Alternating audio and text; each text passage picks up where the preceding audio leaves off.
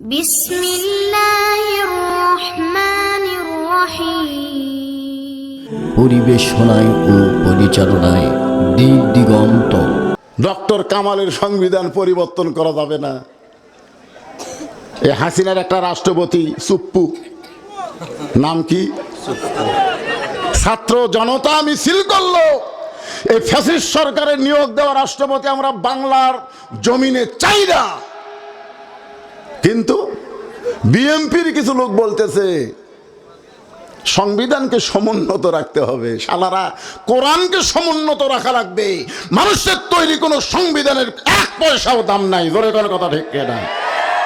মানুষের উপকারে যেই সংবিধান লাগে না ওইটাকে লাথি দিয়ে ফেলে দেওয়া দরকার। জোরে কোনো কথা ঠিক না? মুসলমানের সংবিধানের নাম কি? আরো জোরে বলেন। যে সংবিধানের দায়িত্ব স্বয়ং আল্লাহ নিয়েছে।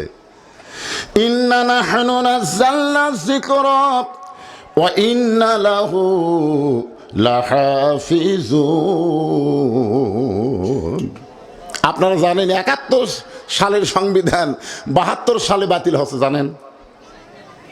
এই মুরব্বীরা, ৭১ সালের সংবিধান, যে সংবিধানের উপরে যুদ্ধ হয়েছে, সেই যুদ্ধ ৭২ সালে বাতিল হয়ে গেছে। ৭৩ সালে সমস্ত দলকে কবর দিয়া এই হাসিনার বাপ বাকশাল কায়েম করেছে। তোরে কোন কথা ঠিক কিনা? কিসের সংবিধান রে? হাসিনার ইচ্ছা মতো সংবিধান পরিবর্তন হচ্ছে, কথা কন না কেন? আর সেই সংবিধান মুসলমান, এইটাকে বিশ্বাস করা লাগবে। সংবিধানের নাম কি? আরো জোরে বলেন। একটু মনোযোগ দিয়ে শুনবেন।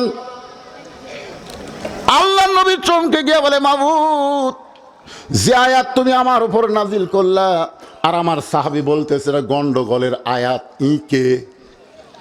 এই টুপিওয়ালা, দাড়িওয়ালা, জুব্বালা, এরা তো আমি চিনবার পারলাম না।